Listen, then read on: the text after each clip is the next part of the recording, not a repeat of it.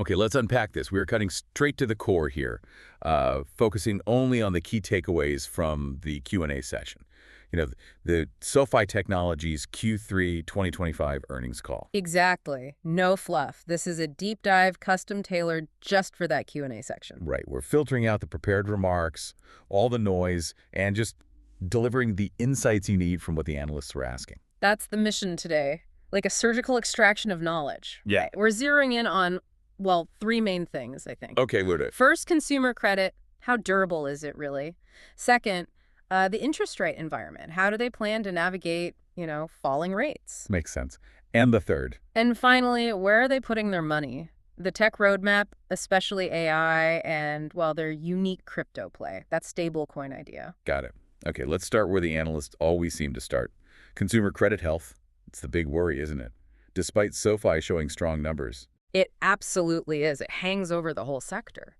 So analysts asked, how is the consumer really doing? Can they handle their debt? And crucially, why should investors trust SoFi's view? And management's response was? They were exceptionally bullish, very confident, and they brought data. Their main point was credit performance is very well. But they didn't just look at the quarter. No, they traced it back like 5 years. Said since 2018, they've deliberately gone for quality, not just quantity, building a loan book designed to withstand shocks. Okay, quality over quantity.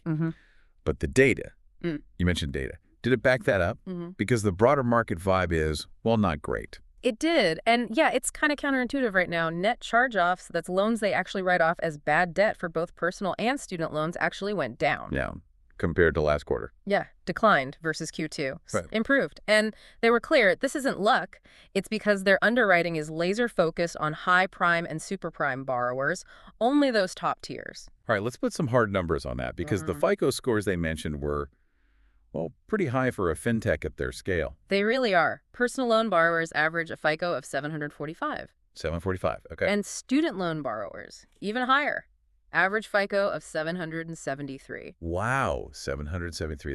That's a very different risk profile than you see elsewhere. Fundamentally different. And critically, their long-term expectation for losses over the life of these loans, it stays in that 7% to 8% range. But right now, they're actually trending below 7%. Okay, performing better than their own stringent forecasts.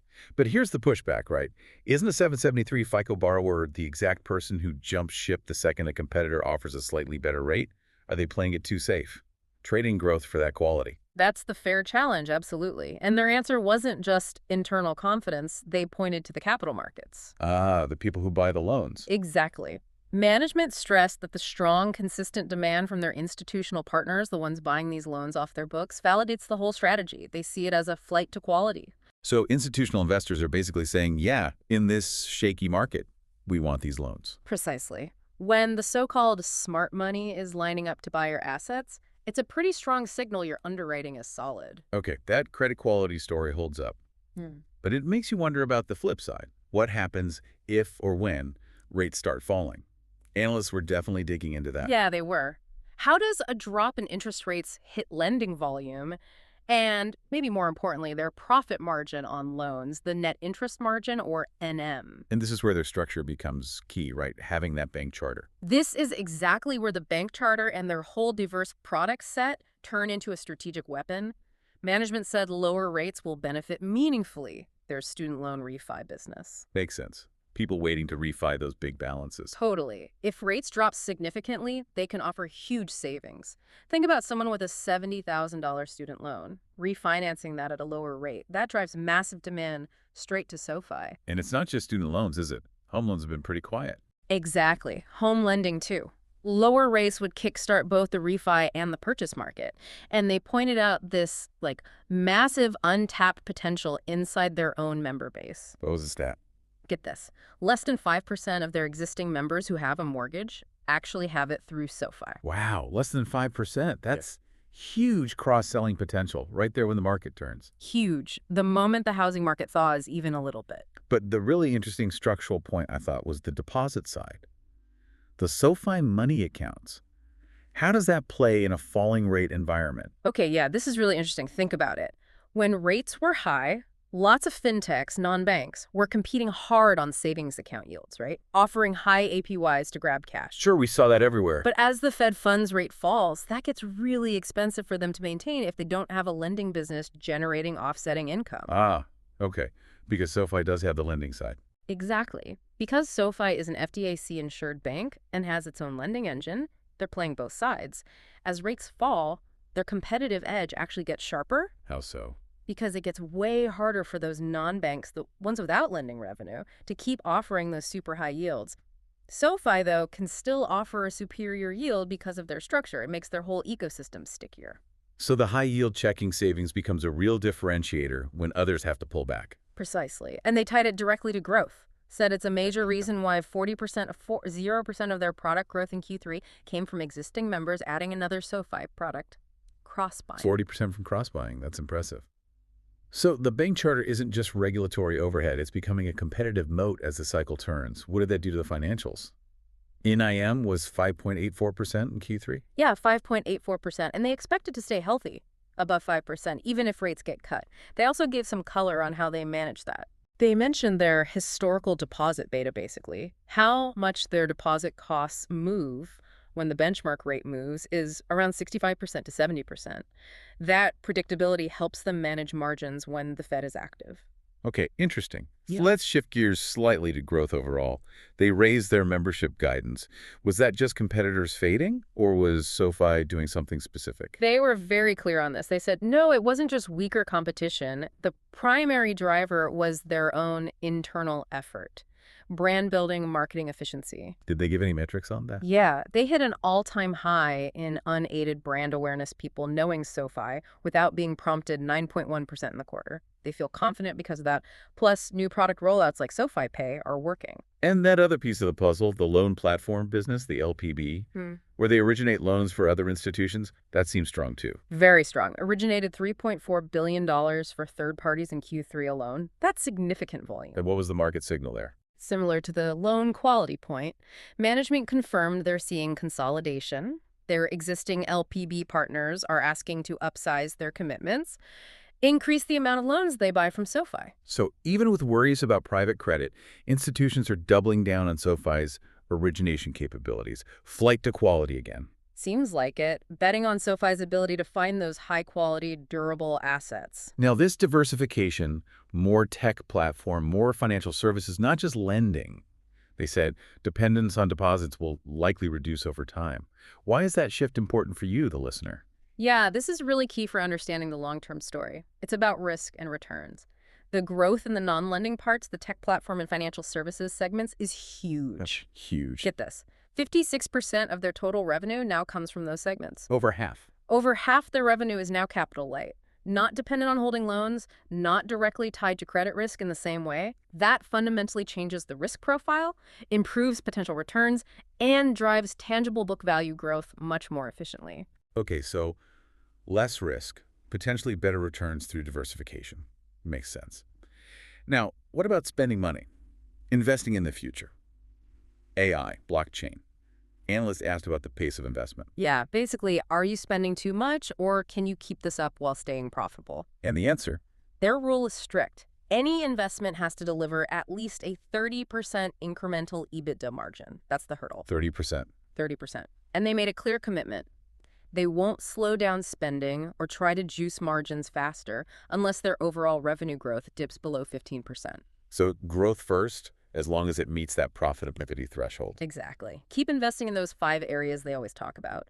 Speed, selection, content, convenience, and synergy. Push the envelope constantly. Okay, so what is that investment buying specifically? AI came up?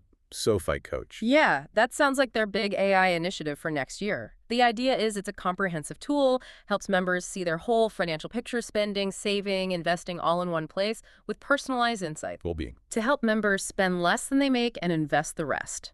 Basically, an automated financial advisor built into the app. Interesting. And any new products coming from this investment? They mentioned a smart card. Yes, the smart card. It's launching soon, tied to their SoFi Plus premium membership. Sounds pretty competitive. What are the highlights? They're boasting 5% cash back on food, which they claimed is the highest out there. Plus, it gives you the highest APY SoFi offers on savings, and it has credit builder features, trying to tie the whole ecosystem together with really strong rewards. 5% on food is pretty compelling. Okay, that covers the more traditional stuff.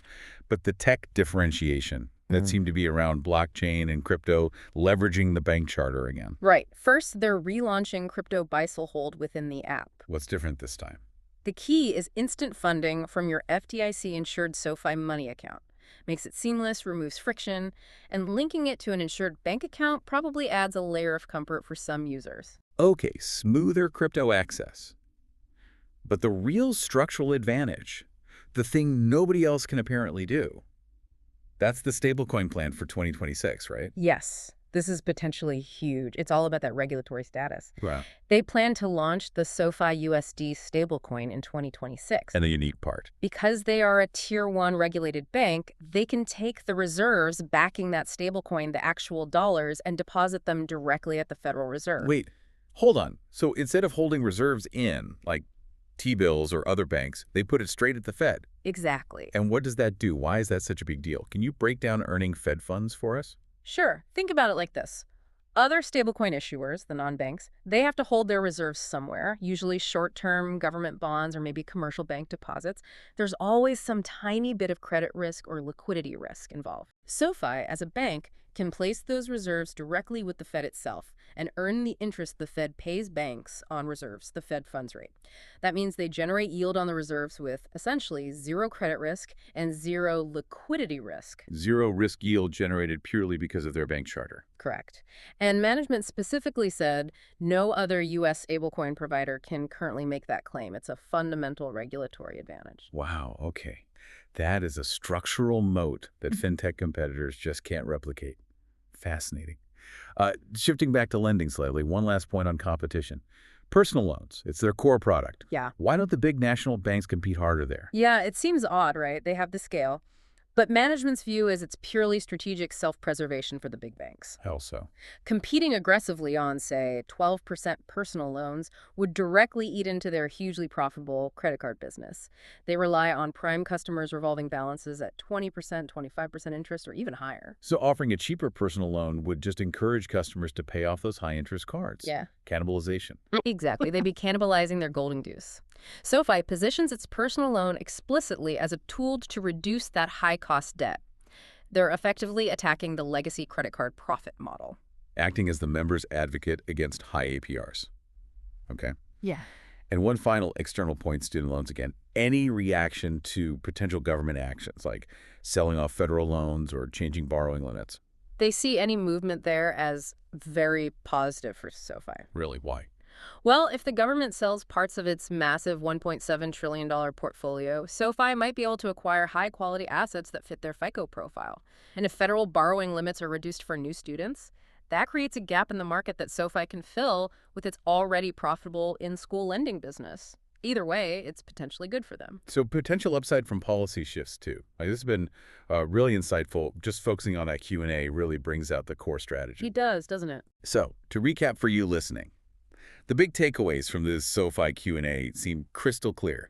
They're using that bank charter, their regulatory status, to build competitive advantages, both in traditional lending, going after high-interest credit card debt, and in new tech, like that unique stablecoin structure. And underpinning all of it is that relentless focus on high FICO scores, on credit quality. Maintaining that foundation seems paramount. Which leads us right into our final provocative thought for you to consider. Yeah, think about this. What are the real long-term implications if SoFi is the only U.S. stablecoin issuer that can generate risk-free yield directly from Fed reserves? Right. What happens if they take that revenue stream, which is basically regulatory arbitrage, Yeah. right, and use it to, say, dramatically lower the cost of payments for users or offer businesses incredibly cheap transactions? What does that zero-risk, potentially high-yield stablecoin product do to the entire landscape of digital payments and finance? It's not just a tech advantage. It's a regulatory one that could unlock completely new business models or revenue streams. Something to chew on. An advantage rooted in regulation, not just code. Definitely something to think about. Yeah. Okay, that wraps up this deep dive into the SoFi Q3 2025 earnings Q&A. Thanks for joining us. We'll be back soon to dive into the next set of sources.